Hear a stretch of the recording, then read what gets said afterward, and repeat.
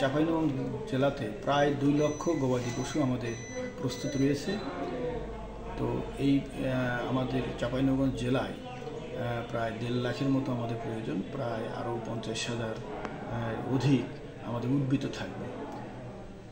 আমাদের এই উদ্বৃত্ত গবাদি পশু ঢাকাসহ বাংলাদেশের অন্যান্য জেলায় স্থানান্তরিত হবে। আমরা জেলা প্রশাসন, পুলিশ প্রশাসনের সাথে সহায়তায় আমরা এই সমস্ত গবাদি পশুকে যাতে নিরাপদে ঢাকাসহ অন্যান্য জেলায় যেতে পারে সে বিষয়ে আমরা তৎপর আছি।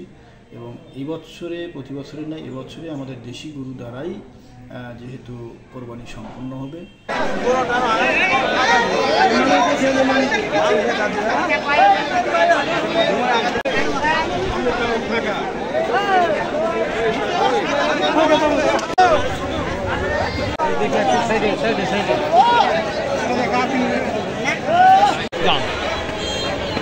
আবার দেখেন দেখা আছে আসবেন আপনি অবশ্যই।